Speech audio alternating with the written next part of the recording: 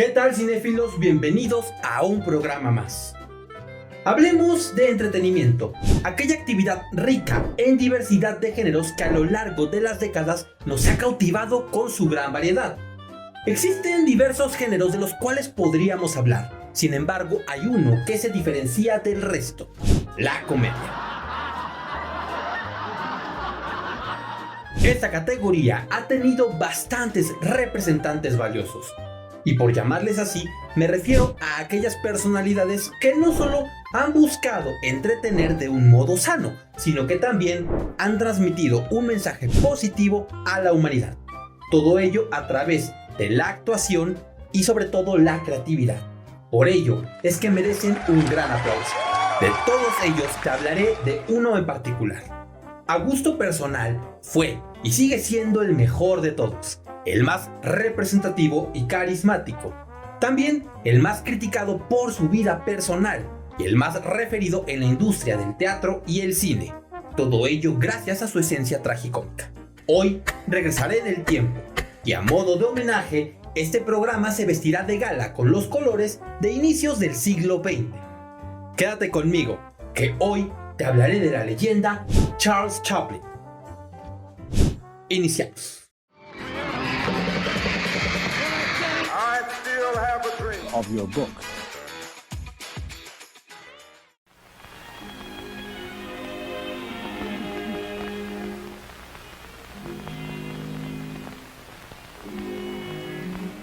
Charles Spencer Chaplin nace un 16 de abril de 1889 a las 8 de la noche en uno de los barrios más pobres de Londres, East Lane.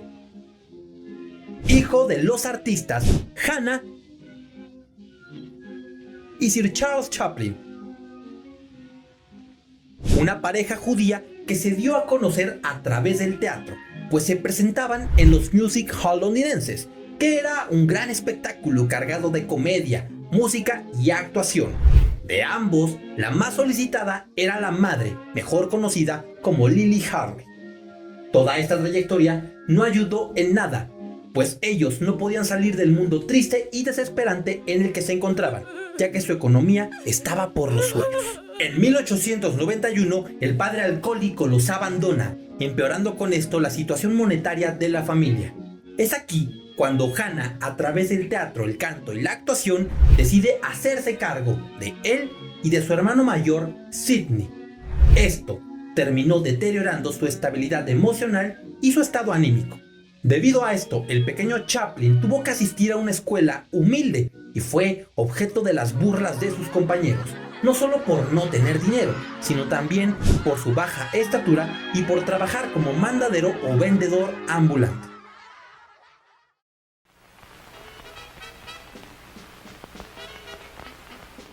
A los 5 años fue a ver una puesta teatral en donde su madre participaba. Sin embargo, se asustó demasiado, pues de la nada la mujer se quedó sin voz.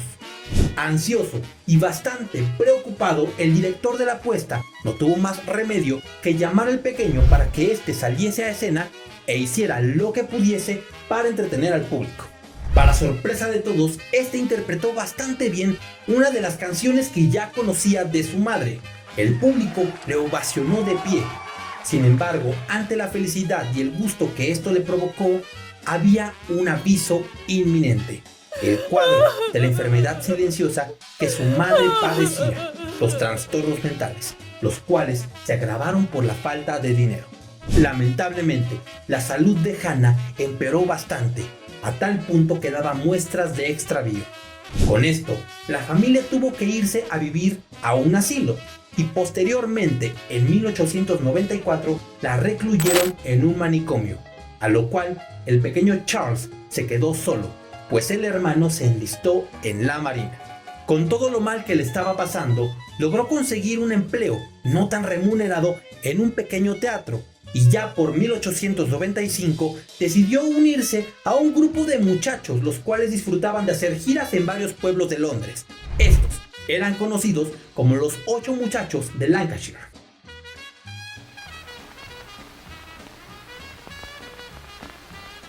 En 1901, con 12 años de edad, tuvo la oportunidad de participar en su primer obra teatral, Esta se llamaba Jim, The Romance of a Cockney, y ya para los 16 participó en otra aún más grande.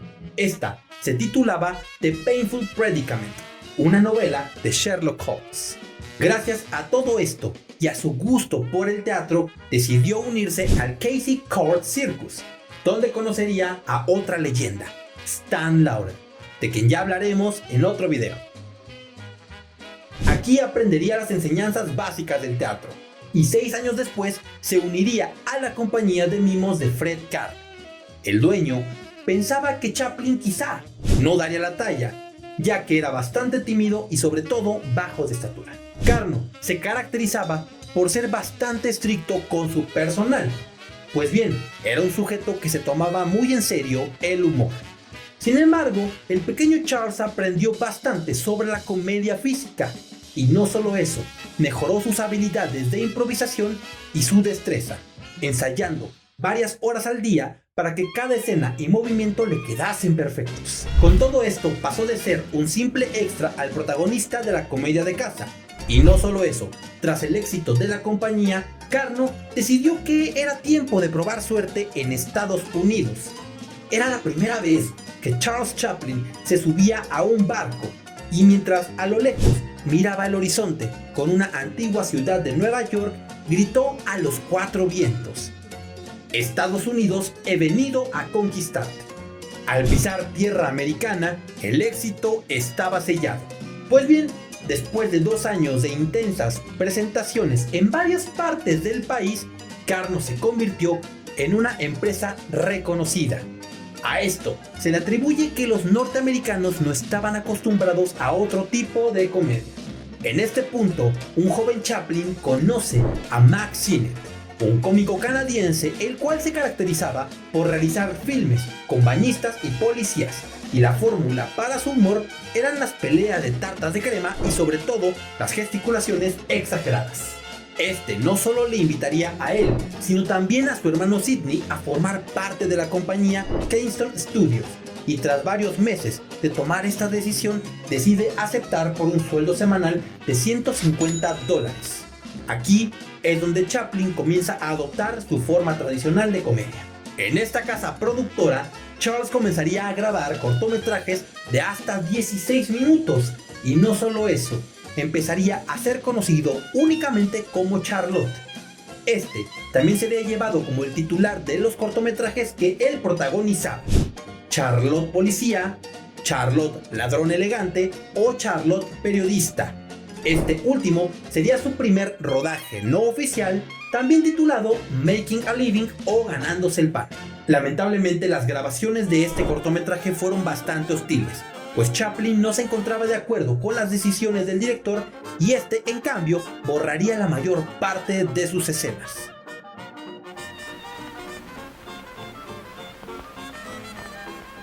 A los pocos días de aquel catastrófico evento, Chaplin filmaría su segundo cortometraje oficial. Este se titularía Aventuras Extraordinarias de Mabel, y es aquí donde nacería la apariencia característica que todo el mundo recuerda.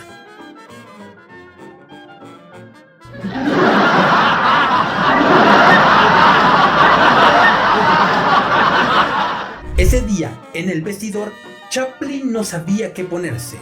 Sin embargo, sabía una cosa: quería verse descoordinado y diferente a los demás actores.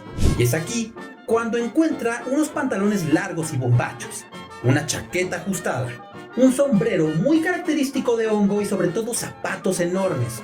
Por si fuera poco, al verse al espejo, se dio cuenta de que aún con el atuendo se veía bastante joven, por lo cual decidió apuntarse un bigote recortado. A partir de este punto, aquel vagabundo de gustos refinados, bastón de caña en mano, un bombín desgastado y andares extraños, protagonizaría los cortometrajes más graciosos de la época. Se dice que inclusive otro personaje de la cultura popular había imitado su peculiar estilo de bigote, uno que nació 4 días después que nuestro personaje principal. Y no solo eso, compartían el mismo peso y estatura. Por si fuera poco, este, a diferencia de Chaplin, que había venido al mundo a hacer reír a la gente, difundía terror a la humanidad. El nombre de este personaje Adolf Hitler.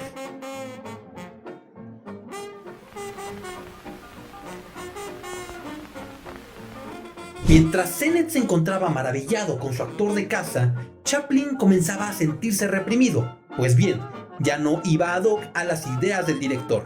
Y es en este punto cuando comienza a aprender más sobre el manejo de cámara, las luces y los efectos visuales, mismos de los que el cine mudo se apegaba para transmitir ese efecto humorista.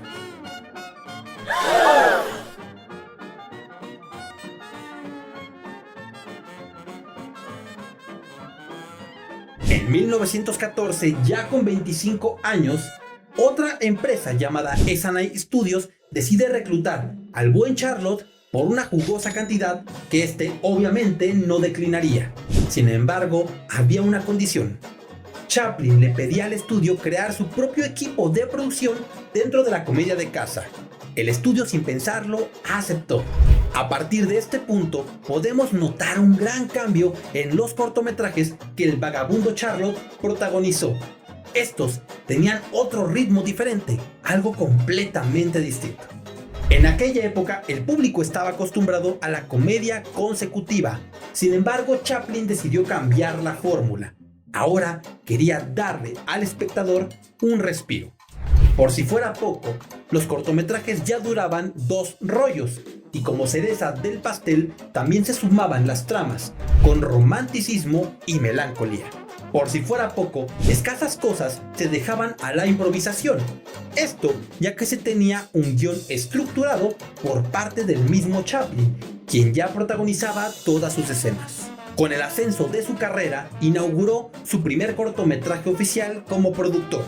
Este se tituló Charlot el Panadero en 1914, seguido de otros bastante icónicos como A Night in the Shadow, The Trap, Night Out y The Champion de 1915, al lado de Edna Purviance. Esta mujer era bastante singular, pues conocía a Chaplin desde sus orígenes y entablaron una relación profesional casi perfecta. Esto la hizo acreedora a ser la coprotagonista de la mayor parte de sus filmes. Gracias a su increíble despegue, el buen Charlot fue parte del marketing de la época. Hubo bastante aceptación en las tazas y en los muñecos que salían del personaje.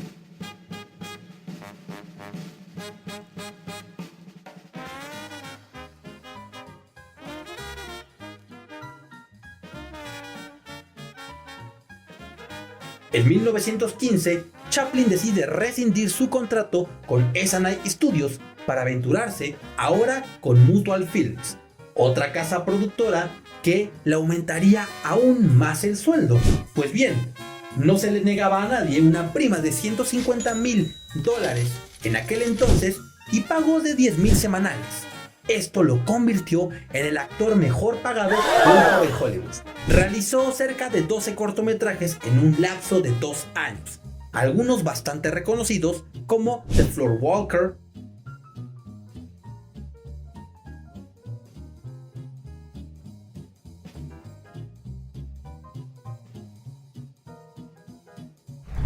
El Aventurero,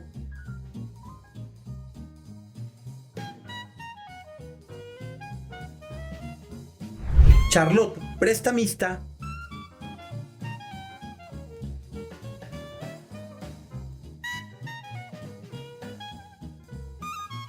o Charlot a la 1 de la madrugada.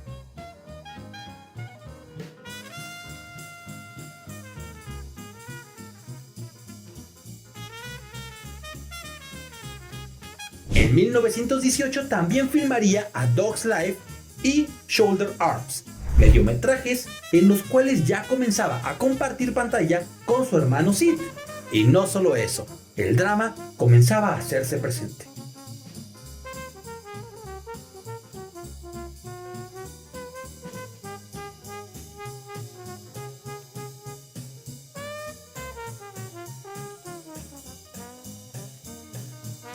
Con todo lo ya aprendido, decidió asociarse con 2 superestrellas de la época: Mary Pickford, mejor conocida como la novia de América, y Douglas Fairbanks, su esposo. Esto para crear la compañía cinematográfica United Artists Corporation.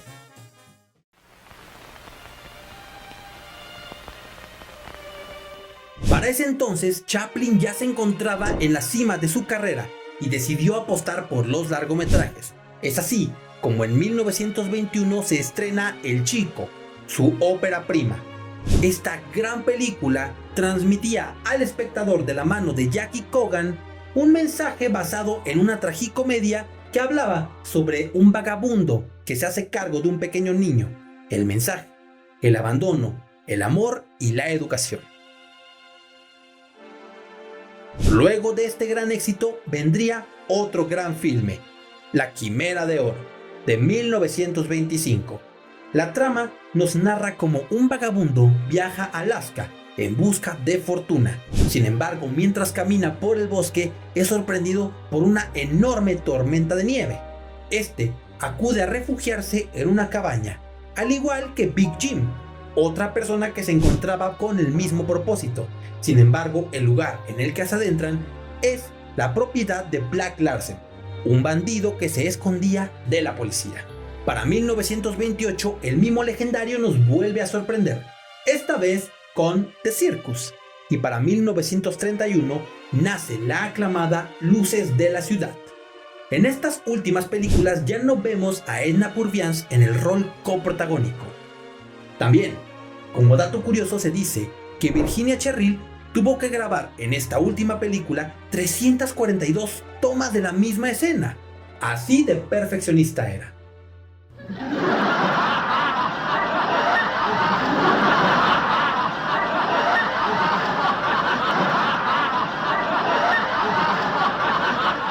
Sin duda, Chaplin se rodeaba de grandes personalidades. Inclusive un día se encontró en una reunión con nada más y nada menos que Albert Einstein, quien manifestó su admiración. Señor Chaplin, lo que he admirado de usted es que su arte es universal. Todos le comprenden y le admiran. Este contestó: lo suyo es mucho más digno de respeto, señor Einstein. Todo el mundo le admira y prácticamente nadie lo comprende. Tanto era su éxito que inclusive fue el primer actor oficial en salir en la portada de la prestigiosa revista Time. Además, las personas le querían tanto que realizaban concursos de imitación. Inclusive, el mismo Charles Chaplin se hizo presente en una que se llevó a cabo en San Francisco, donde curiosamente no solo no llegó al primer lugar, sino que también fue el más bajo de calificación en su ronda. Su vida, su carrera y su éxito iban en ascenso. Sin embargo, como cualquier persona ordinaria, tenía una vida intrigante y no estaba exento de ser el blanco de los escándalos de Hollywood.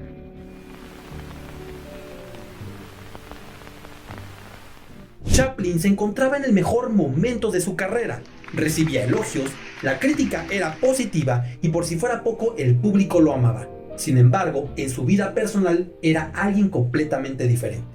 Se dice que el caballero detrás del maquillaje y los ropajes de vagabundo era alguien completamente diferente, alguien de cuidado.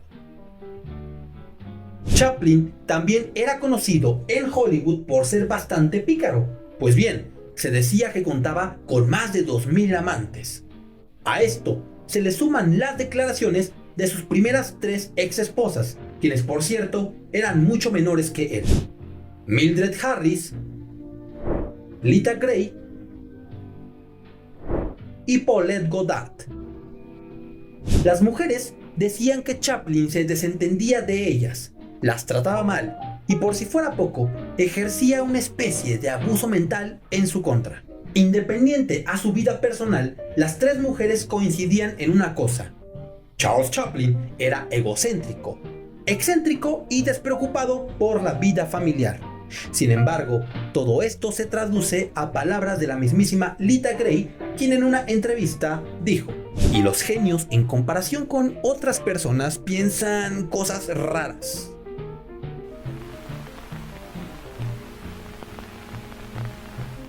La llegada del cine sonoro en el año 1927 ponía en riesgo la carrera del buen Charlot. pues con la llegada comercial de la película El cantante de jazz, la gente se encontraba fascinada ahora con poder escuchar sus películas. Don't cry. Goodbye, good day. I gotta bye.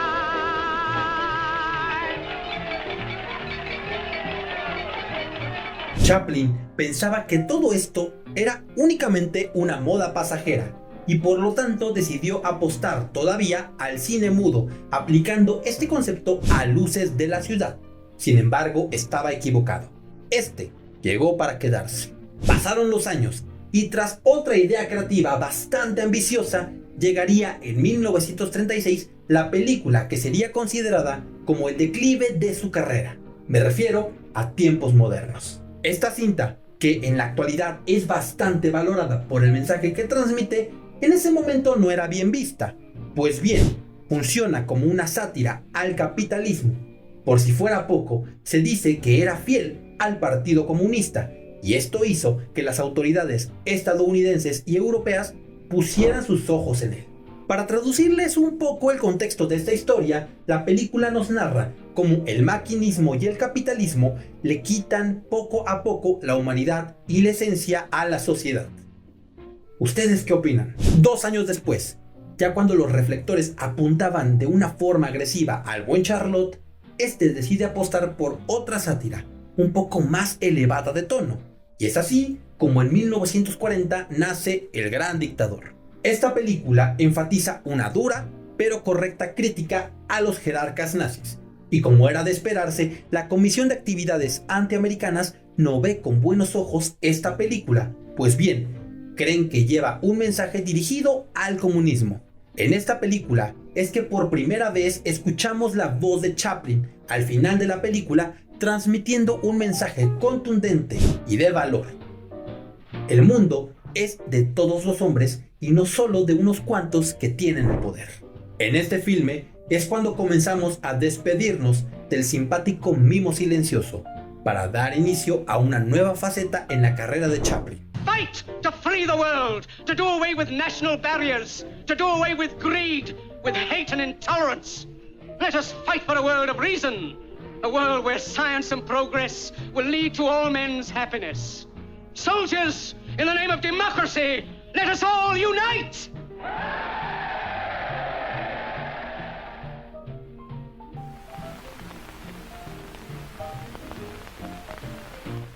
Ya terminada la Segunda Guerra Mundial, por allá de 1947, Chaplin se abre paso a una nueva faceta, ahora cambiando su imagen física.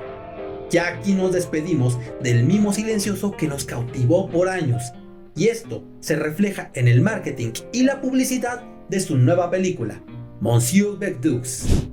Chaplin pensaba que esto le traería críticas positivas, sin embargo, no fue así. La gente no recibió con buenos ojos esta película.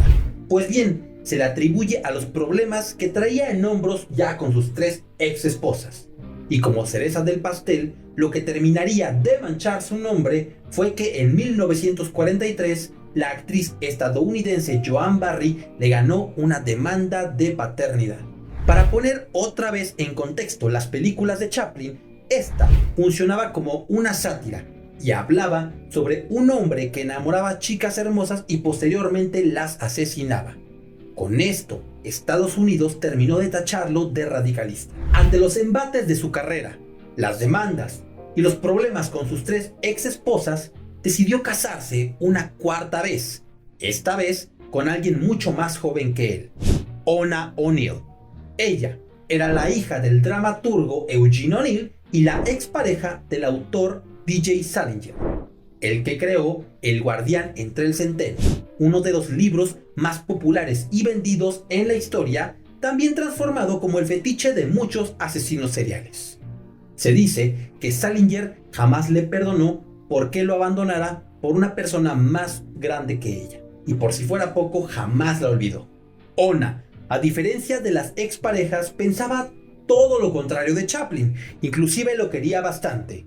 El día que este pidió su mano, ambos mencionaron: querida Ona, cásate conmigo para enseñarte a vivir y enseñarme a morir. Pero Ona respondió: No, Charlie, me casaré contigo para que me enseñes a madurar y te enseñaré a ser joven hasta el final. La mujer le apoyaría a filmar Candilejas, de 1952, la cual trataría de la decadencia de un viejo payaso. La película obtuvo bastantes buenas críticas. Sin embargo, al intentar promocionar la película en una gira por Europa, su visa fue revocada, y es en este punto cuando los problemas aumentaron a tal grado de que fue expulsado de Estados Unidos. Chaplin no tuvo de otra más que exiliarse a Suiza. El público en este punto ya no quería saber nada del vagabundo que cautivó a millones durante muchos años. La crítica era bastante dura con él. Ya pasados varios años de este conflicto, pudo abrirse paso en el mercado europeo, estrenando así Una condesa en Hong Kong de 1967 al lado de Sofía Loren y Marlon Brando. Esta película sería dirigida por el mismo Chaplin y también es bastante representativa, ya que actuaría en la que sería considerada la última escena de su carrera. Excuse me, do you mind closing all your portholes, sir? Yes, it seems to be blowing up out there. Oh, just a little sloppy, nothing serious.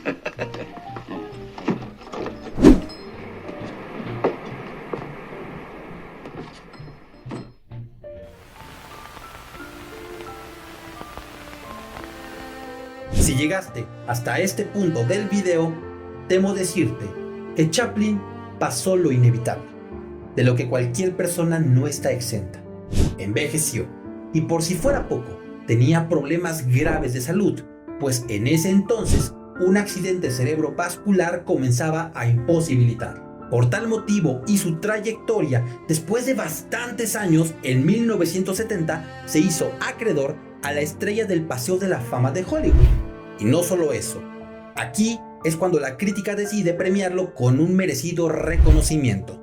En 1972, después de una ovación de 5 minutos de aplausos, recibe un Oscar honorario. Al fin, las personas y la crítica habían terminado de amar y de aceptar al vagabundo Chaplin. Lamentablemente, ya era demasiado tarde.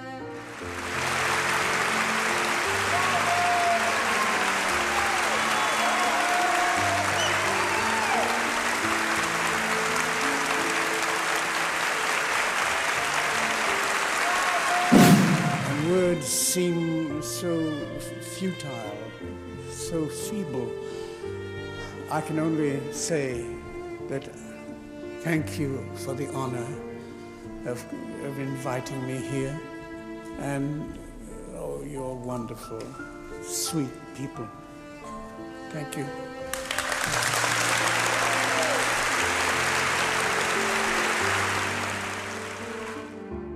A Chaplin, cabe mencionar, jamás le gustaron las Navidades. Esto ya que le recordaban la pobreza que vivió en su niñez. Y como si fuera una mala broma de la naturaleza, después de 5 años de ser ovacionado de pie ante una multitud inminente de gente, el cómico favorito fallecía a los 88 años, un 25 de diciembre de 1977. 2 meses después de su deceso, sus restos fueron robados de la sepultura. Los delincuentes tramaban pedir un rescate por ellos, sin embargo la viuda se negó, y meses después fueron encontrados en un campo de maíz. A pesar de todos los problemas referidos en su vida personal, hay algo que es evidente y no está en tela de juicio. No hay cine sin Chaplin. La eminencia del cine mudo, aquel que realizó más de 80 películas, es considerado como uno de los mejores cómicos en la historia. Y no solo eso, es uno de los rostros de la cultura pop más representativos del séptimo arte.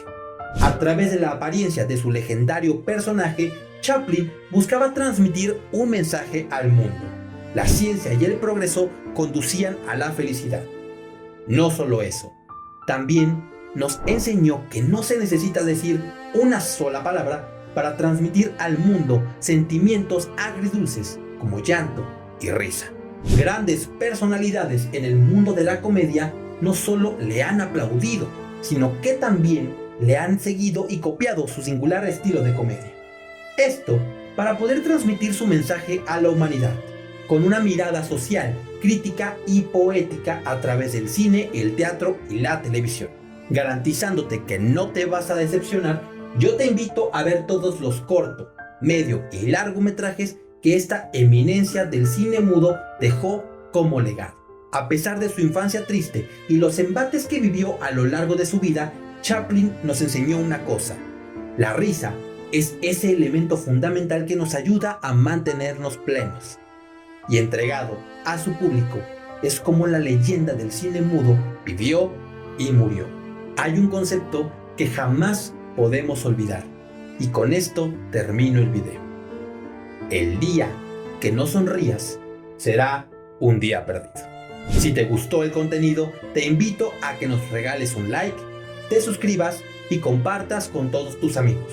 Nos ayudaría a seguir creando contenido. Nos vemos en la próxima emisión. Hasta pronto.